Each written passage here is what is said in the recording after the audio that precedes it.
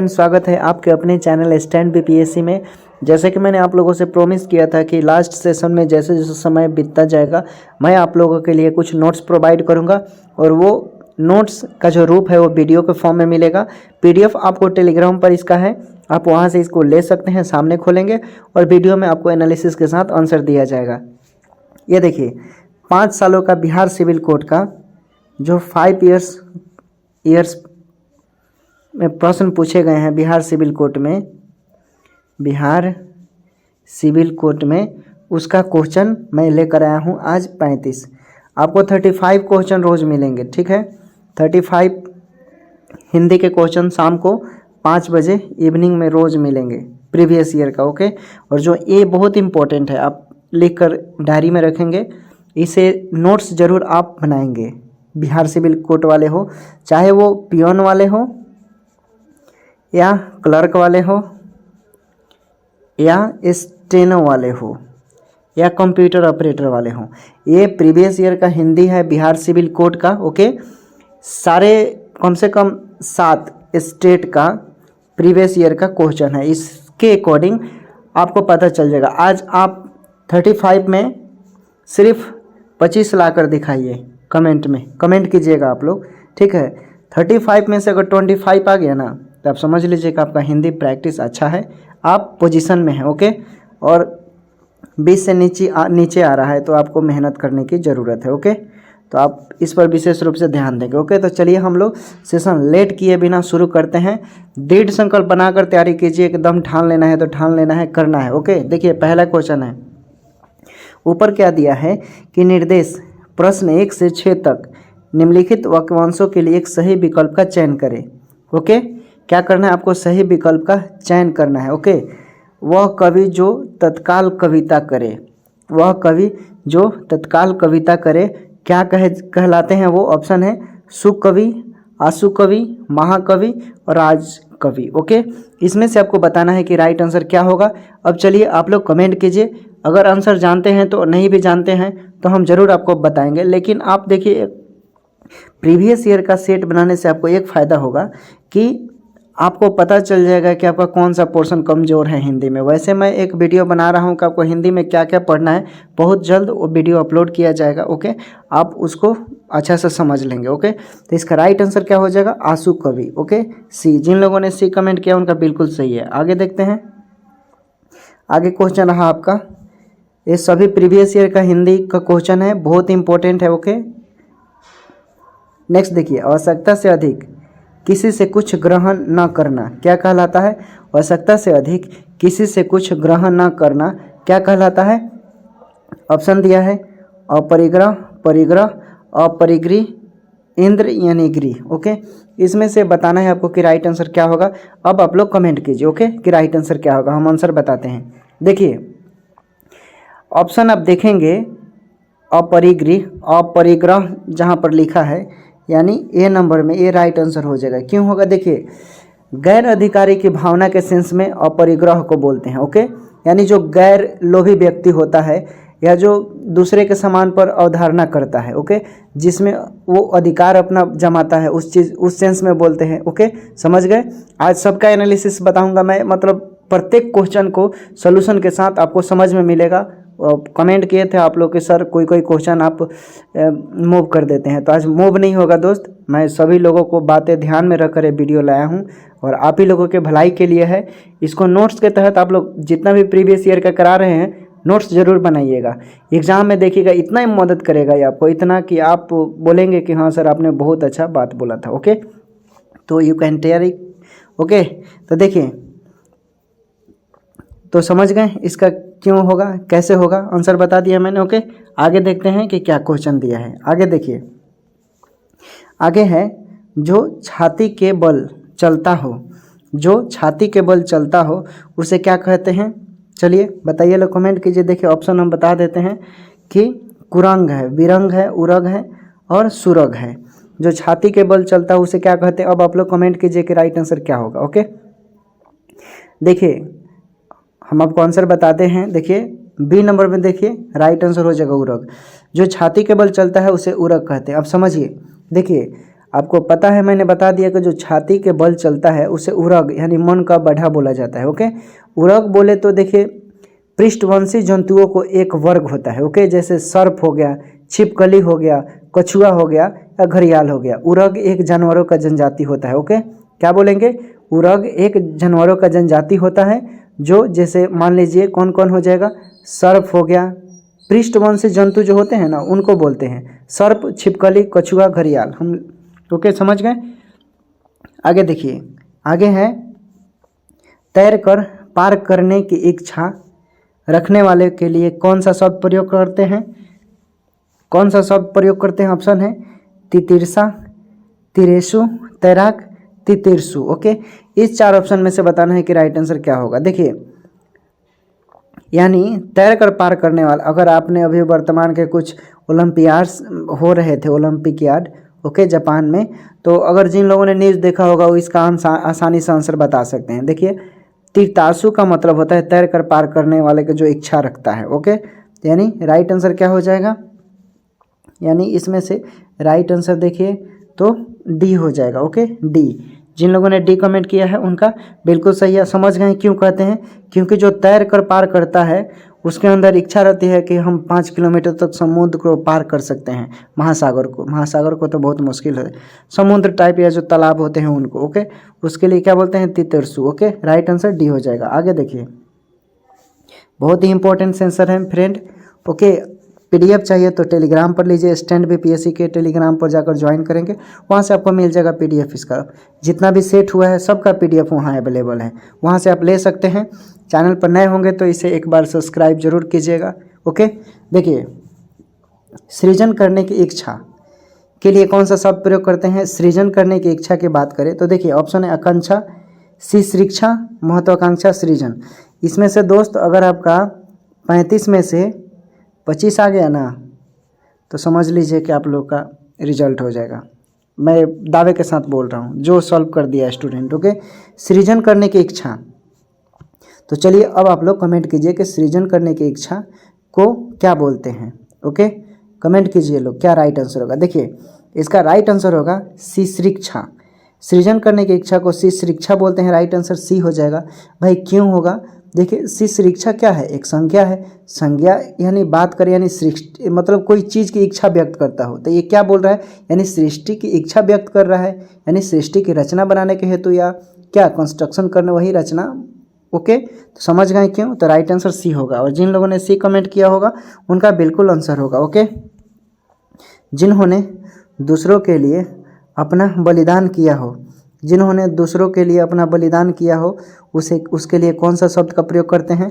Option है त्यागी, हुतमा, हुतामा, शहीद, शहीद एवं हुतमा दोनों। इसमें सबको बताना है कि राइट आंसर क्या होगा। अब आप लोग कमेंट कीजिए कि इसका राइट आंसर क्या होगा। ओके, देखिए, वह व्यक्ति जिसने यानी जिन्होंने दूसरे के लिए अपना बलिदान दिया उसके लिए कौन सा शब्द का प्रयोग करते हैं? तो आपको पता है शहीद या हुतमा दोनों भी बोलते हैं। ओके, ऐसे व्यक्तियों के लिए। ओके, राइट आंसर डी हो जाएगा। अब समझिए, देखिए, कहने का मतलब है वह व्यक्ति जिसने किसी अच्छे कार्य में या दूसरे की भलाई के लिए अपने आप को हवन कर देता है, अपने आप को सेक्रीफाइस कर देता है। सिंपल भाषा में आजकल प्यार मोहब्बत की बात बोले, यानी सपोज करो कि एक लड़का है और 2 गर्ल, यानी 2 गर्ल है। ओके, और एक लड़का क्या करता है? दोनों लड़कियों से लव्स करता है। ओके, और एक लड़की जैसे मान लो कि कोई रीता हो गई, रीता। ओके, और कोई पूजा हो गई। रीता ने सेक्रीफाइस कर दिया उस लड़के के लिए। ओके, तो इसको बोलेंगे इन सेंस में। ओके, समझ गए? तो राइट आंसर क्या होगा? शहीद या हुतमा। ओके, सेक्रीफाइस के सेंस में बोला जाता है। शहीद यानी जो अच्छे कार्य के लिए, जैसे मान लीजिए को त्याग कर दे यानी मर गई, या बर्दाश्त नहीं होता इन सब मामले में तो लोग क्या करते हैं? आत्महत्या कर लेते हैं, जाहिर सी बात है। ओके, तो राइट आंसर डी हो जाएगा। जिन लोगों ने डी कमेंट किया उनका बिल्कुल सही। अब देखिए, समझते जाइएगा कि क्वेश्चन कहाँ से बन रहे हैं, समझना बहुत ज़रूरी है। ठीक है, समझ कर पढ़ेंगे तो कोई कोई चीज़ होगा, पर्यायवाची शब्द, एक शब्द को अनेक शब्द, और रट्टा मारने वाला चीज़ है। ओके, उसका मैं 100 से 150 क्वेश्चन दूंगा PDF के फॉर्म में, एग्जाम से जो प्रीवियस ईयर में पूछे गए हैं इसमें मिलेगा। हालांकि आप नोट करते चलेंगे और एक साथ कलेक्ट कर कर हम दे देंगे आपको। ओके, प्रश्न 7 से 9 तक उपयुक्त समानार्थी शब्द का चयन करें। ओके, संवत्सर का समानार्थी है, संवत्सर का समानार्थी है, ऑप्शन है वर्ष, ऋतु, ऋत, पर्यावरण। ओके, इसमें से आपको बताना है कि इसका राइट आंसर क्या होगा। अब आप लोग कमेंट कर कर बताइए कि इसका राइट आंसर क्या होगा। देखिए, संवत्सर का इस मतलब ईयर के सेंस में इसका प्रयोग होता है, यानी साल के सेंस में। ओके, तो इसके जैसा कौन शब्द है, तो यानी ए हो जाएगा, ए राइट आंसर। ओके, और जिन लोगों ने कमेंट किया उनका बिल्कुल सही है। देखिए, हिंदी के पर्यायवाची शब्द संस्कृत के तत्सम शब्द है, आपको पता है। हिंदी के पर्यायवाची शब्द संस्कृत के तत्सम शब्द हैं, आपको पता होगा। और वर्ष का पर्यायवाची शब्द जो है ये क्या है, तत्सम है।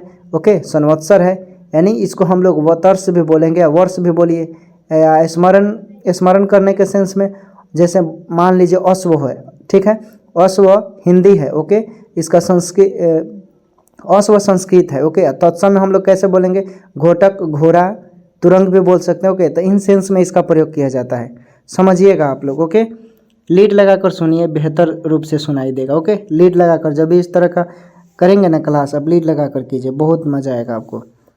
तरीण का समानार्थी क्या है, तरीण का समानार्थी क्या है, तो देखिए ऑप्शन है तारिणी, सूर्य, यमुना, चंद्रमा। इसमें से आपको बताना है कि राइट आंसर क्या होगा। अब आप लोग कमेंट कर कर बताइए कि राइट आंसर क्या होगा। ओके, देखिए, यमुना का अन्य पर्यायवाची शब्द आपको पता है, जमुना होता है, कृष्णा भी बोलते हैं, कालिंदी भी बोलते हैं, सूर्य सूता। लिख देते हैं, नहीं तो आप लोग कन्फ्यूजन हो जाएंगे। ओके, क्या बोलते हैं, जमुना भी बोलते हैं, कृष्णा भी बोलते हैं। ओके, कृष्णा, और एक और बोलते हैं सूर्य सूता, सूर्य सूता भी बोलते हैं, आप नोट कर लेंगे। ओके, तो इसके जैसे आप समझ गए होंगे कि राइट आंसर क्या होगा। क्या होगा भाई, तो राइट आंसर यमुना हो जाएगा, बी। ओके, जिन लोगों ने बी कमेंट किया है उनका बिल्कुल सही है। ओके, आगे देखिए कौन सा क्वेश्चन है, आगे देखिए।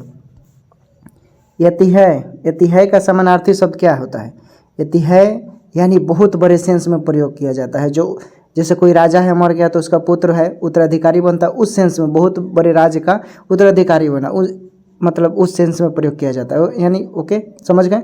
तो इसका मतलब यहाँ पर देखना है कि कौन सा ऐसा शब्द है जो इसके जैसा समान भाव उत्पन्न करता है। ओके, तो इसमें आपको देखना है कि बहुत बड़ा चीज़ होना चाहिए, बहुत बड़े के सेंस में हम लोग प्रयोग करेंगे, यानी विरासत होगा। ओके, तो राइट आंसर क्या हो जाएगा, ए। और जिन लोगों ने ए कमेंट किया उनका बिल्कुल सही है।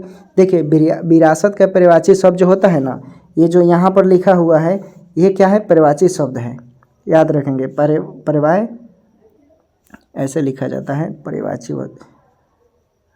पर्यायवाची, ये क्या है, पर्यायवाची। ओके, ये पर्यायवाची है किसका, विरासत का, ये दोनों। ओके, नोट रखेंगे आप लोग, ठीक है। राइट आंसर क्या हो जाएगा, ए। आगे देखते हैं, आगे क्या है, आगे देखिए। निर्देश प्रश्न 10 से 13 तक निम्नलिखित शब्दों के लिए संधि का भेद बताना है आपको। ओके, संधि का भेद बताना है, तो हम बताएंगे, इसका हम बताएंगे आपको, एकदम बेहतर रूप से समझ में आएगा, आज घबराना नहीं है। ओके, वार्ड में संधि के किस भेद का उदाहरण है, वार्ड में संधि का किस भेद का उदाहरण है। अगर आप लोग को पता है तो आप लोग कमेंट कर सकते हैं, गलत सही जितना बताइए हम बता देंगे कि भाई किसका कितना नंबर आ रहा है। 3 लोगों का बताएंगे। ओके, फर्स्ट, सेकंड और थर्ड, हम 3 लोगों का वैल्यू देते हैं। बाकी जो लोग हैं वो तो हैं ही।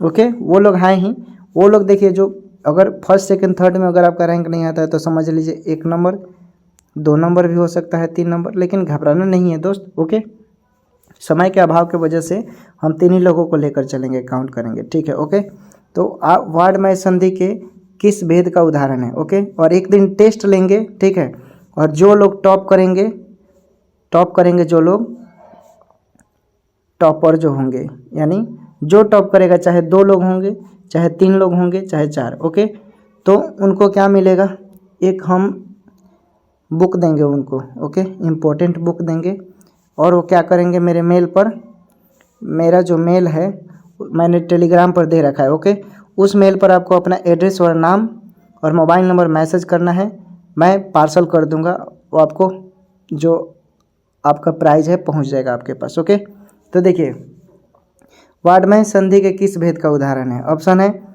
दीर्घ संधि, व्यंजन संधि, यन संधि, अयादि संधि। ओके, इसमें से आपको बताना है कि इसका राइट आंसर क्या होगा। ओके, देखिए कमेंट कीजिए आप लोग कि इसका राइट आंसर क्या होगा दोस्त। ओके, कमेंट कीजिए लोग कि इसका राइट आंसर क्या होना चाहिए। वाड्मय संधि किस भेद का उदाहरण है? वाड्मय संधि किस भेद का उदाहरण है? इसका राइट आंसर क्या होगा, क्या होना चाहिए? तो हम बताते हैं इसका राइट आंसर क्या होगा, व्यंजन संधि। ओके, व्यंजन संधि। तो इसका राइट आंसर सी हो जाएगा। देखिए अब समझिए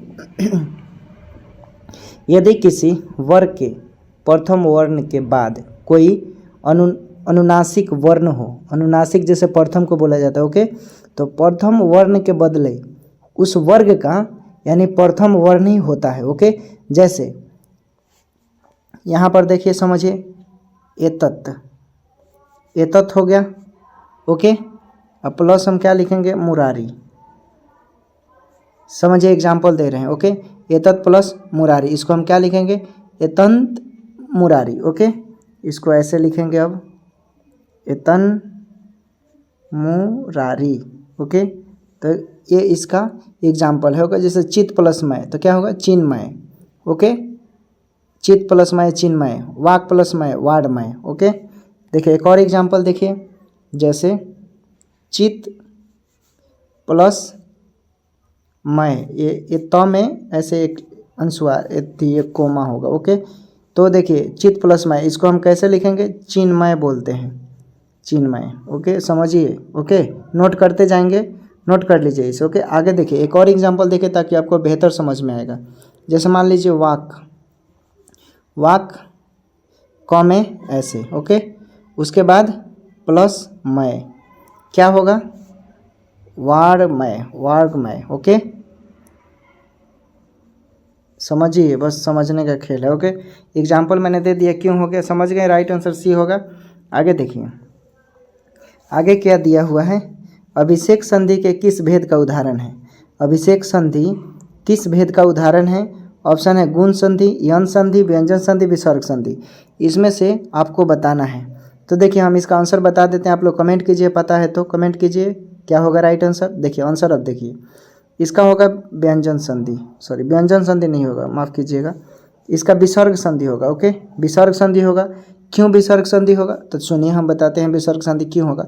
आपको पता है कि विसर्ग संधि के साथ स्वर और व्यंजन दोनों के मेल से जो विकार उत्पन्न होता है उसे विसर्ग संधि कहते हैं। फिर से समझिए, यानी स्वर प्लस व्यंजन। ओके, स्वर प्लस व्यंजन के मेल से जो विकार उत्पन्न होता है, इसके दोनों के मेल से जो विकार उत्पन्न होता है उसे क्या कहते हैं हम लोग, विसर्ग संधि कहते हैं। समझ गए क्यों कहते हैं? अब इसका एग्जाम्पल देख लिए, एक दो एग्जाम्पल देखिए, जैसे तप, तप प्लस गुण। ओके, तो इसको हम कैसे लिखेंगे, तपो गुर। ओके, तो राइट आंसर क्या होगा, ये हो जाएगा। ओके, उसी के बाद देखिए इसके एक और एग्जाम्पल समझिए ताकि आपको बेहतर समझ में आएगा। गौ, गौ प्लस चरित्र। ओके, चरित्र यानी, तो इसको हम कैसे लिखेंगे, गौस चरित्र, गौस चरित्र। ओके, ऐसे होगा एग्जाम्पल इसका, समझ गए। आगे देखिए, आगे है एकक संधि के किस भेद का उदाहरण है? एकक संधि किस भेद का उदाहरण है? चलिए बताइए लोग इसका राइट आंसर क्या होगा, कमेंट कीजिए पता है तो देखिए इसका राइट आंसर हम बता देते हैं, वृद्धि संधि होगा। ओके, वृद्धि संधि होगा। देखिए क्यों होगा, देखिए जब हम संधि करते हैं उस समय जब आता है ना, जब, तो उस समय क्या आता है, अ आता है, आ आता है, इसके साथ ए या ए हो, तो क्या करेंगे आप, तो क्या करेंगे, इसे ए बनाएंगे। ओके, इससे क्या बनता है, ए बनता है। समझ गए, जब आप संधि करते हैं और उस समय अ हो, आ हो, इसके साथ ए रहता है तो उसे क्या बनाएंगे, ए। ओके, आगे देखिए, जब इसी के साथ अ आ के साथ, जब अ आ के साथ क्या क्या हो, ओ हो, ओ हो। ओके, तो क्या बनाएंगे, ओ बनाते हैं। समझिए, नोट करेंगे कॉपी पर तो बेहतर समझ में आएगा। उसे हम लोग क्या कहते हैं, वृद्धि संधि कहते हैं। ओके, तो राइट आंसर क्या हो जाएगा, ए। समझ गए। जैसे एग्जाम्पल देखिए आप, अ प्लस ए बराबर, इसको हम क्या पढ़ेंगे, ए। ओके, समझ गए एग्जाम्पल। उसी तरह जैसे यहाँ पर क्या लिखा, एकाएक, एकाएक लिखा है ना, तो इसको हम कैसे लिखेंगे, एक प्लस एक, इसको क्या हम लिखेंगे, एकाएक। समझ गए क्यों, कॉपी पर नोट करेंगे तो बेहतर समझ में आएगा। ओके, राइट आंसर क्या हो जाएगा, वृद्धि संधि। ओके, लीड लगाकर बहुत अच्छा रहेगा आप लोगों के लिए। ओके, नेक्स्ट देखते हैं, निश्चय संधि के किस भेद का उदाहरण है। निश्चय संधि के किस भेद का उदाहरण है, ठीक है। 4 ऑप्शन दिया है, विसर्ग संधि, स्वर संधि, व्यंजन संधि, इनमें से कोई नहीं। आपको बताना है कि इसमें से राइट आंसर क्या होगा। ओके, क्या होगा, देखिए आपको बताना है कि इसमें से राइट आंसर क्या होगा। अब आप लोग कमेंट कीजिए कि इसका राइट आंसर क्या होना चाहिए, क्या होना चाहिए। तो देखिए इसका राइट आंसर हम बता देते हैं, विसर्ग संधि होगा। ओके, अब देखिए क्यों होगा। आपको पता है विसर्ग संधि का नियम क्या होता है, पता है, तो नहीं पता है तो सुनिए। देखिए विसर्ग संधि के नियम के अनुसार यदि विसर्ग के बाद, यानी विसर्ग, जैसे विसर्ग इसको बोलते हैं, ओके, यानी विसर्ग के बाद यानी च या क्या हो, छ। ओके, अगर ये हो तो विसर्ग क्या हो जाता है, तो विसर्ग क्या बनेगा, तलावे श में ऐसे। ओके, ऐसे बनेगा। ओके, जैसे एग्जाम्पल एगो देखिए, एग्जाम्पल देखिए, हम एग्जाम्पल बता रहे हैं ताकि आप लोग को बेहतर समझ में आए। ओके, जैसे पुनः प्लस चर्चा, चर्चा। ओके, तो इसको आप कैसे लिखेंगे, यानी पुंस चर्चा। समझ गए क्यों होगा, कॉपी पर नोट करेंगे तब आपको समझ में आएगा। एक और एग्जांपल देखिए ताकि आपको बेहतर समझ में आए। जैसे नी विसर्ग है प्लस चल, कैसे लिखेंगे इसको, क्या होगा, यानी निश्चल, निश्चल। समझ में आ रहा है, समझ में बिल्कुल आएगा। ओके, तो समझ गए क्यों होगा, राइट आंसर ये हो जाएगा। ओके, आगे देखिए, आगे है प्रश्न 14 से 19 तक निम्नलिखित शब्दों का संधि विच्छेद बताना है। ओके, तो इसमें आपको कॉन्सेप्ट का ज़रूरत है, आप इसे प्रैक्टिस करेंगे। ओके, संधि शब्द का सही संधि विच्छेद करें, संधि का संधि करना है यहाँ पर। ओके, देखिए प्रीवियस ईयर का क्वेश्चन है, जितना क्वेश्चन है सब प्रीवियस ईयर का है, बहुत इंपॉर्टेंट है दोस्त, इग्नोर नहीं कीजिएगा, ठीक है, इग्नोर मत करना, बस नोट्स ज़रूर बनाना। ओके, देखिए संधि का संधि विच्छेद करना है, तो आपको पता है कि हम इसको कैसे संधि विच्छेद करते हैं, यानी सम म में ऐसे रहेगा। ओके, उसके बाद ध में हर्षिन धी। ओके, ये क्या हो जाएगा, संधि का संधि विच्छेद। ओके, तो क्या राइट आंसर होगा, देखिए ऐसा है, ऐसा देखिए सी में है। ओके, सी राइट आंसर हो जाएगा। ओके, आगे देखिए, किन्नर शब्द का सही संधि विच्छेद है, किन्नर शब्द का सही संधि विच्छेद क्या है, आपको बताना है कि राइट आंसर क्या होगा। ओके, कमेंट कीजिए लोग क्या होगा किन्नर का। देखिए हम बता देते हैं, अभी जैसे मैंने संधि का बताया सेम इसी तरह, किम म में ऐसे, उसके बाद समझ गए होंगे नर, तो क्या हो जाएगा, देखिए ऐसा कहाँ है, डी नंबर में, देखिए ऐसा कहाँ दिया हुआ है, डी नंबर में। ओके, तो डी नंबर का क्या हो जाएगा, राइट आंसर हो जाएगा। ओके, आगे देखते हैं, उसके बाद देखिए व्यूह शब्द का संधि विच्छेद करना है, व्यूह का। ओके, तो आपको पता है हम इसको कैसे करेंगे, we plus uh. Okay, we plus uh. Okay, संधि विच्छेद आपको खुद से प्रिपेयर करना पड़ेगा। ओके, 2 नंबर का पूछेगा, इतना याद रखिएगा। तो देखिए ऐसा कहाँ है, ऐसा कहाँ दिया हुआ है, बी प्लस उ, देखिए डी में। ओके, डी में देखिए दिया हुआ है तो राइट आंसर डी हो जाएगा। ओके, आगे देखिए, मन में द्वेष नहीं रखना है दोस्तों, जो कमज़ोर है उसको मदद करेंगे तो आपको बहुत बेनिफिट मिलेगा। तिरस्कार शब्द का सही संधि विच्छेद करना है, तिरस्कार है। ओके, चलिए इसका कीजिए लोग। तिरस्कार का क्या होगा, तो अभी विसर्ग वाला जो मैंने बताया सेम उसी तरह होगा। ओके, यानी तीर विसर्ग प्लस कार। ओके, तो क्या हो जाएगा, ऐसे होगा। देखिए ऐसे कहाँ दिया है, यानी बी नंबर में, देखिए ये बी नंबर में दिया हुआ है, राइट आंसर बी हो जाएगा। ओके, आगे देखते हैं। आगे है भावुक शब्द का सही संधि विच्छेद है। भावुक शब्द का सही संधि विच्छेद क्या है, इसमें से बताना है। चलिए अब आप लोग कमेंट कीजिए कि क्या होगा। देखिए भावुक का भौ प्लस क्या होगा, उक, भावुक। ओके, तो राइट आंसर क्या हो जाएगा, देखिए इसमें से कहाँ दिया हुआ है, यानी ए नंबर में देखिए। ओके, ए नंबर में। ओके, राइट आंसर ए हो जाएगा। ओके, आगे देखिए, पृष्ठ शब्द का सही संधि विच्छेद करें। पृष्ठ का क्या होगा, पृष्ठ का सही संधि विच्छेद तो सिंपल है, पृष, उसके बाद क्या होगा, थ। ठ मत लिखिएगा नहीं तो गलत हो जाएगा। ओके, थ वाला। ओके, जो अंग्रेज बोलते हैं ना थ, उसको।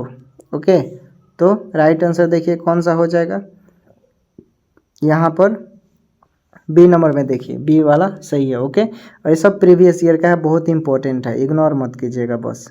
ओके, आगे देखिए, प्रश्न 20 से 24 तक निम्नलिखित मुहावरे का अर्थ बताने के लिए सही। देखिए मुहावरा कितना इंपॉर्टेंट है, अब देख लीजिएगा कि किस तरह का मुहावरा पूछा जा रहा है। ओके, आपको पता चल जाएगा। अगिया बेताल का अर्थ है, अगिया बेताल का अर्थ है, यानी ऑप्शन दिया है, ऑप्शन देख लेते हैं क्या क्या ऑप्शन है। देखिए, आग में कूदना, कठिन और जटिल कार्य करना, सरल कार्य करना, लाल कपड़ा पहनने वाला। इसमें से अब आपको बताना है कि इसका राइट आंसर क्या होगा। आप कमेंट कीजिए, कमेंट कीजिए कि राइट आंसर क्या होगा। देखिए, यानी अगिया बेताल मुहावरे की बात करें तो इसका राइट आंसर क्या होना चाहिए, आप बताइए, हम आंसर तो बताएंगे ही। ओके, देखिए इसका अगर सही अर्थ में बात करें मुहावरे का, यानी जो बहुत कठोर काम करता है, बहुत कठिन काम। आपने दशरथ माझी का नाम सुना होगा, दशरथ माझी। मैं क्यों इनका नाम ले रहा हूँ, क्योंकि इन्होंने पहाड़ तोड़ा था। क्या तोड़ा था, पहाड़, बहुत कठिन कार्य किया था। ओके, इनकी एक मूवी भी आई है, उस पर आप देख सकते हैं, दशरथ माझी के नाम पर। यानी हम इस सेंस में बोलेंगे कठिन और जटिल कार्य करना। ओके, राइट आंसर क्या हो जाएगा, बी हो जाएगा दोस्तों। Okay, B. ओके, समझ गए क्यों होगा। तो देखिए, अल्लाह मियाँ की गाय का अर्थ क्या है, अल्लाह मियाँ की गाय का क्या अर्थ है। ऑप्शन है ईमानदार, बेईमान, सरल स्वभाव वाला, कठोर प्रकृति वाला। ओके, आपको बताना है कि इसका राइट आंसर क्या होगा। बहुत इंपॉर्टेंट सेशन है आज का। ओके, आप सोच भी नहीं सकते हैं कि मैं क्वेश्चन कहाँ कहाँ से एडजस्टमेंट करता हूँ। देखिए, हम चाहते हैं कि मेरे जितने भी दोस्त, जो मेरे फ्रेंड हैं, मुझसे जुड़े हैं, तो आप लोगों का कल्याण हो। ओके, ऐसे आकर कुछ भी दे देने का मतलब नहीं बनता यार। किसी के भला करना है तो अच्छा से भलाई करो, ताकि वो भी आपका नाम लेगा कि हाँ इस बंदे ने अच्छा किया, मेरे लिए अच्छा कर रहा है, तो जाहिर सी बात है आप भी मेरे लिए थोड़ा कुछ सोचेंगे। ओके, तो यही बात है। ओके, तो हम क्वेश्चन पर आते हैं। 4 ऑप्शन दिया है, अब आप कमेंट कीजिए कि राइट आंसर क्या होगा। ओके, देखिए इसमें बताना है, जो मुहावरा दिया हुआ है अल्लाह मियाँ की गाय, इसका मतलब क्या है। यानी अल्लाह मियाँ की गाय, नाम से ही पता चल रहा है कि ओ भाई मियाँ भाई है, ऐसे बोलते हैं ना, मियाँ भाई, यानी शुद्ध सेंस में भोला भाला इंसान को बोलते हैं, मियाँ भाई है, ऐसे बोलते हैं लोग ना। तो यानी सरल स्वभाव वाला, समझ गए होंगे, यानी राइट आंसर सी हो जाएगा। जिन लोगों ने सी कमेंट किया है दोस्त, उनका बिल्कुल सही है। ओके, आगे देखिए, अंगारों पर लौटना का अर्थ क्या है। अंगारों पर लौटने का क्या अर्थ है। ऑप्शन है डाह करना, दुख सहना, डाह करना एवं दुख दोनों सहना, इनमें से कोई नहीं। ओके, आपको बताना है कि इसका राइट आंसर क्या होगा, क्या होगा इसका राइट आंसर। चलिए आप लोग बताइए, कमेंट कीजिए, आंसर तो हम बता ही देंगे, कमेंट कीजिए, बताइए बताइए। देखिए, अगर इसका सही अर्थ में बात करें, देखिए अंगारों पर लौटने का मतलब क्या होता है। मान लीजिए कि कोई आपके सामने शर्त लगा दिया, बेट लगा दिया, कि अगर तुम जब तक इस अग्निकुंड को पार नहीं करोगे तब तक तुम्हारा कोई कल्याण, मतलब कुछ भी नहीं करेगा, नहीं होगा। ओके, शर्त रखता है लोग उसी तरह है, यानी मान लीजिए कि शर्त रख दिया तो जाहिर सी बात है अग्निकुंड में आप कैसे कूदें, दुख की बात है भाई, संकट की बात है, आपके पास संकट आ गया यानी दुख आ गया।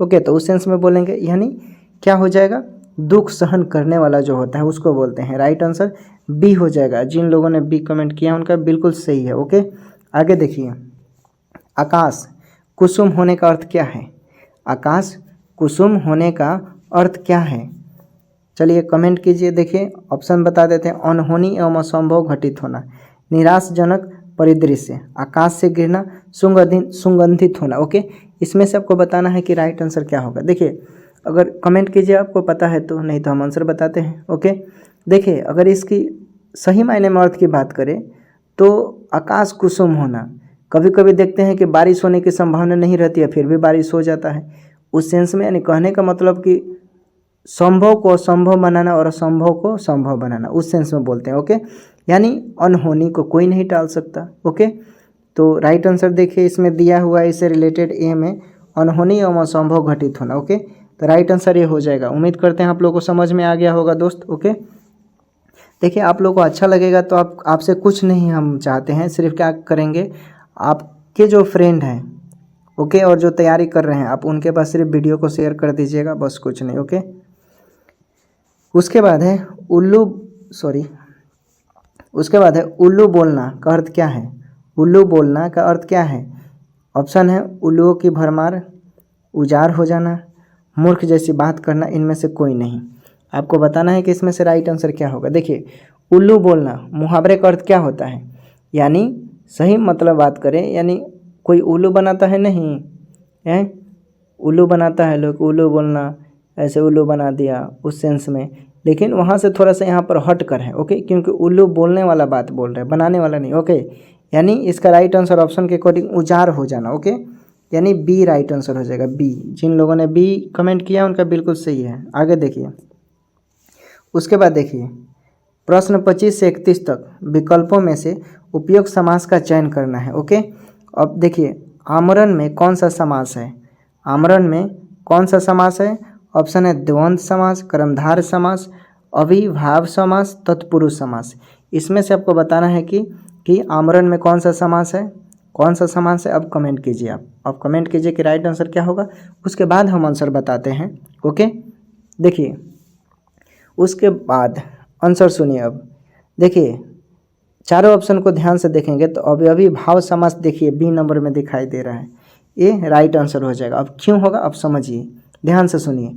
जिस समास में यानी पहले का पद प्रधान हो, जिस समास में कोई शब्द है और उसका पहला पद प्रधान हो और समासिक पद अवयव हो तो उसे हम क्या बोलते हैं, अवयवी भाव।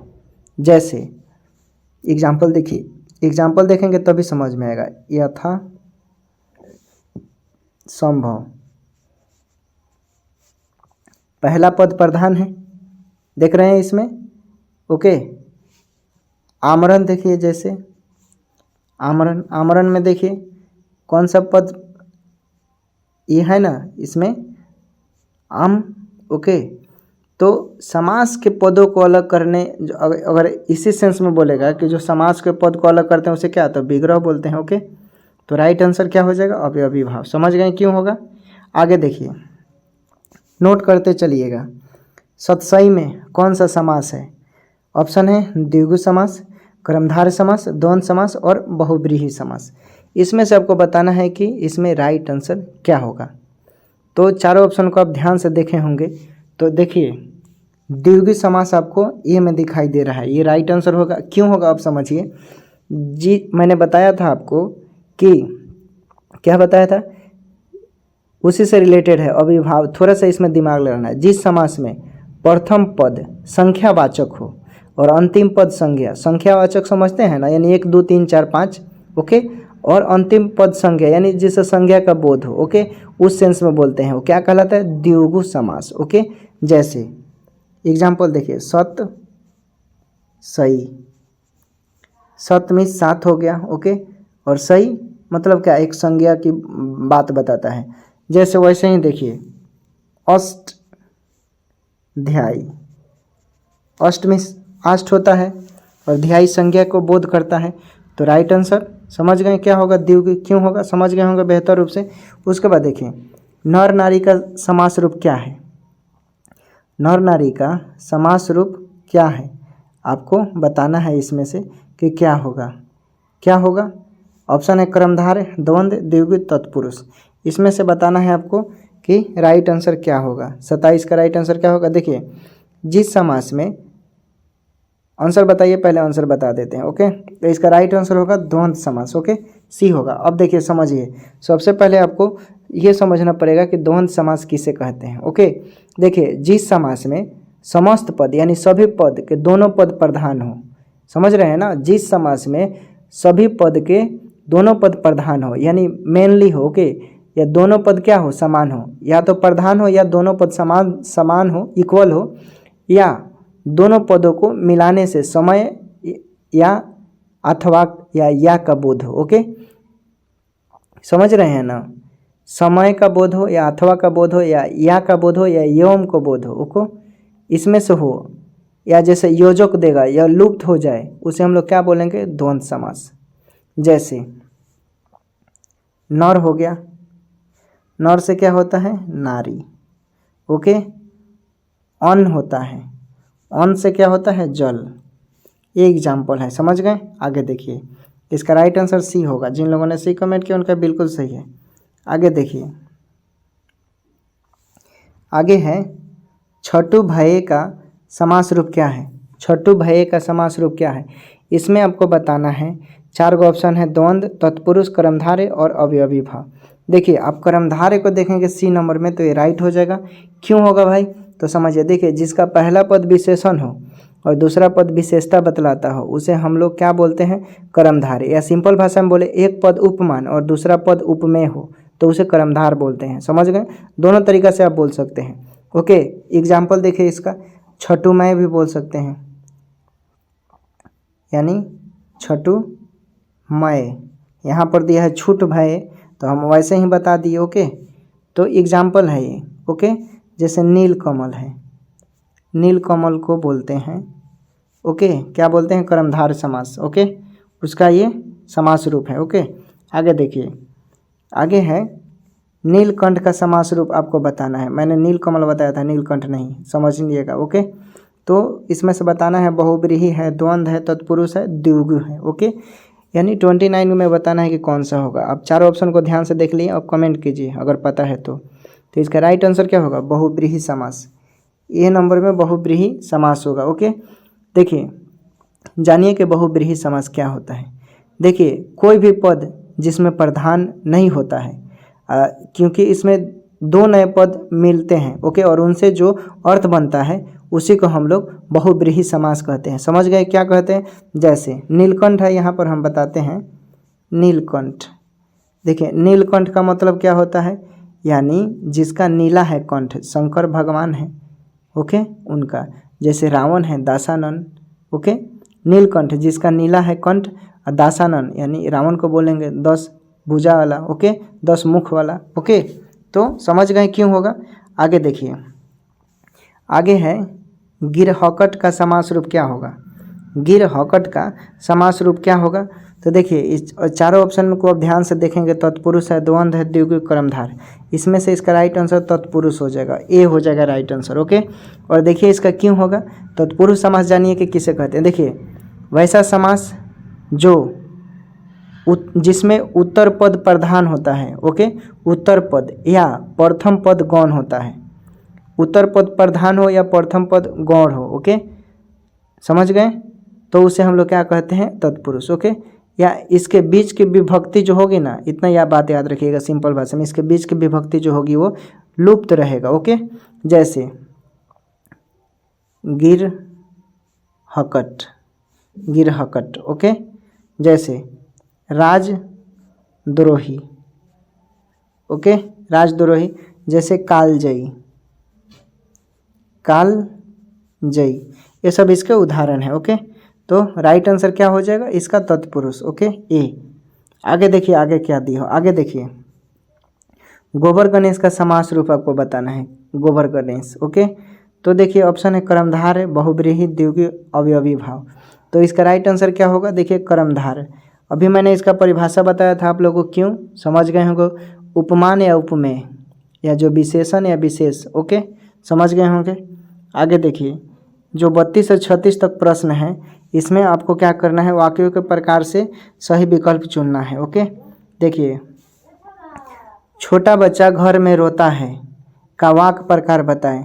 छोटा बच्चा घर में रोता है का वाक्य प्रकार बताएं। ऑप्शन है सरल वाक्य, संयुक्त वाक्य, मिश्र वाक्य, इनमें से कोई नहीं। ओके इसमें सबको बताना है कि इसका राइट आंसर क्या होगा।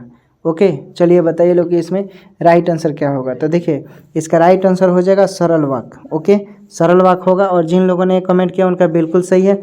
अब समझिए कि सरल वाक्य क्या होता है। देखिए ऐसा वाक्य जिसमें एक ही क्रिया एवं एक ही कर्ता होता है। समझ रहे हैं ना क्या बोल रहे हैं। ऐसे वाक्य जिसमें एक ही क्रिया एवं एक ही कर्ता होता है, या जिस वाक्य में एक ही उद्देश्य या एक ही विधेय होता है, ओके वे क्या कहलाते हैं, सरल वाक्य कहलाते हैं। जैसे बच्चा घर में रोता है, अमित खाना खाता है, वह घर में पढ़ता है। ओके ये उसका उदाहरण है, समझ गए। तो राइट आंसर क्या होगा, सरल वाक्य। ओके ए नंबर राइट आंसर हो जाएगा। जिन लोगों ने कमेंट किया उनका बिल्कुल सही है।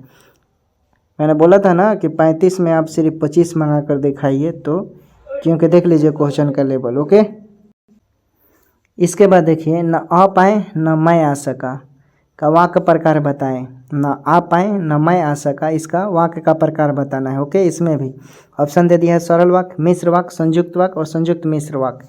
इसमें आपको ये बताना है कि कौन सा ऑप्शन में से इसमें से सही होगा। तो देखिए आप देखेंगे बी नंबर में, देखिए संयुक्त वाक्य जो है ये सही होगा। क्यों होगा, तो देखिए सबसे पहले आपको ये पता होना चाहिए कि संयुक्त वाक्य किसे कहते हैं। तो देखिए ध्यान से सुनिएगा, लिखते चलिएगा, तब आपको जितना हम बता रहे हैं ना, इसका ये परिभाषा है और कॉन्सेप्ट है ये, तभी आप हिंदी बना पाएंगे। ओके ऐसा वाक्य जिसमें दो या दो से अधिक उपवाक्य हो, ऐसा वाक्य जिसमें दो या दो से अधिक उपवाक्य हो या सभी उपवाक्य प्रधान हो, उसको हम लोग क्या बोलेंगे, संयुक्त वाक्य। अब एग्जाम्पल देखिए, जैसे इसमें दिया है न आ पाए न मैं आ सका, समझ रहे हैं ना, न आप न मैं, दो गो चीज़ हो रहा है इसमें। मैं आया और वह गया, यानी मैं आया और उसके बाद वह गया, समझ गए। तो संयुक्त बी होगा राइट आंसर। ओके आगे देखिए, आगे है जहाँ वह जाता है वहाँ उसे सामान मिलता है, यह कैसा वाक्य है। ठीक उसी प्रकार का है, बस समझना है दोस्त। ओके इसमें से राइट आंसर इसका क्या होगा, तो इसमें इसका होगा बी मिश्र वाक्य। अब क्यों होगा समझिए, देखिए मिश्र वाक्य सबसे पहले जानिए किसे कहते हैं। ऐसा वाक्य यानी रचना एक से अधिक हो साधारण वाक्य में, ऐसी रचना जिसमें अधिक वाक्यों का रचना हो साधारण वाक्य में। ओके जिसमें एक प्रधान वाक्य होना चाहिए, प्रधान वाक्य होना चाहिए। ओके और दूसरा वाक्य क्या हो, आश्रित होना चाहिए किसी पर। जैसे एग्जाम्पल देखिए, जहाँ वह जाता है वहाँ उसे सामान मिलता है। इस वाक्य में वहाँ का प्रयोग वाक्य को आपस में जोड़ने के लिए किया गया है। ओके जैसे मान लीजिए कि निमी पढ़ती है तो वहाँ जाकर खेलती है, यानी वहाँ वाक्य में वापस जोड़ने के लिए किया गया है। पुष्पा खाती है तो वहाँ वो जाकर बहुत सारा खाती है, यानी वहाँ उस सेंस में है। ओके आपस में जोड़ने के लिए। ओके तो राइट आंसर क्या हो जाएगा, बी, समझ गए। उसी प्रकार है। ओके आगे देखिए, सेम उसी तरह का क्वेश्चन है और ये हमारा लास्ट क्वेश्चन होगा आज। मेरे जीवन का मुख्य उद्देश्य है कि मैं ज्ञानार्जन करूं, यह कैसा वाक्य है। इसमें से बताना है आपको कि राइट आंसर क्या होगा। देखिए यह हो जाएगा आपका, चलिए बताइए लोग इसका राइट आंसर क्या होना चाहिए। देखिए अगर बात करें, आपको पता है ये भी होगा क्या, ये मिश्र वाक्य होगा। हम बता देते हैं क्यों होगा। देखिए समझिए, मैंने बताया था आपको कि मिश्र वाक्य में सरल वाक्य के साथ साथ कोई दूसरा उपवाक्य भी होता है। ओके इस वाक्य में प्रधान वाक्य को आश्रित उपवाक्य के साथ जोड़ने के लिए आपस में जोड़ने के लिए इसका प्रयोग किया जाता है, समझ गए। जैसे वो मैंने अभी इसके 34 नंबर में बताया कि एग्जाम्पल दिया, वहाँ जाकर वहाँ के सेंस में, यानी आपस में जोड़ने के लिए हुआ है। तो यहाँ पर जो है, जो या क्योंकि या जब तब जहाँ वहाँ, ये सब प्रयोग होगा ना, तो समझ लीजिए क्या है, मिश्र वाक्य। ओके जैसे एग्जाम्पल देखिए, मेरे जीवन का मुख्य उद्देश्य है कि मैं ज्ञान अर्जन करूँ। मेरे जीवन का उद्देश्य है कि मैं बीपीएससी का तैयारी करूँ। मेरे जीवन का उद्देश्य है कि मैं बिहार सिविल कोर्ट का एग्ज़ाम निकालूँ। उद्देश्य, मेरे जीवन का उद्देश्य है कि मैं, ओके, समझ रहे हैं ना। तो राइट आंसर क्या हो जाएगा? मिश्र वाक्य। ओके, तो फ्रेंड ये था हमारा आज का प्रीवियस ईयर का क्वेश्चन, और उम्मीद करते हैं आप लोगों को बहुत ही अच्छा लगा होगा और बहुत ही इम्पोर्टेंट है। देखिए, मैं बार बार आप लोगों से बोलता हूँ क्योंकि देखो, आप लोग एक मेरे परिवार हो, एक परिवार का सदस्य हो, और मेरा काम क्या है कि मैं आप लोगों का गाइडलाइन करूँ। ओके, आप लोग सही दिशा पर जाओ, गलत कार्य नहीं करना है। Okay, respect your mothers parents. पढ़ना महत्वपूर्ण नहीं है कि आप रोज़ 12 घंटा पढ़ते हैं, बल्कि यह महत्वपूर्ण है कि आप एग्ज़ाम समय में कितना प्रश्न सॉल्व करते हैं। दूसरे यानी कमज़ोर विद्यार्थियों का मदद करें। मन में द्वेष ना रखें कि आपसे वो आगे निकल जाएगा। आप दूसरे का मदद करेंगे तो कहीं से न कहीं से आपका 10 गुना मदद हो जाएगा। देखिए, इसके साथ ही लोग आपको समाज में इज्जत देंगे। एग्ज़ाम एक बेस्ट मैनेजमेंट है। मैं बार बार बोलता हूँ, कैसे आप अपने आप को फिट रखेंगे एग्ज़ाम समय में आपको ऊपर डिपेंड करता है। ओके, तो इन सब चीज़ों को आप विशेष रूप से ध्यान देंगे। ऐसा ना हो कि आप एग्ज़ाम समय में मायूस हो जाए, फिटनेस ख़राब हो जाए। तो स्वास्थ्य पर भी बहुत सारा विशेष रूप से ध्यान देना चाहिए विद्यार्थी को। ओके, तो ठीक है, मिलते हैं फिर नेक्स्ट वीडियो में। फिट रखें, स्वस्थ रखें, सुबह उठें, पढ़ाई करें, माता पिता का आज्ञा करें, उनके आज्ञा का पालन करें। ओके, तो take care, bye bye, good night.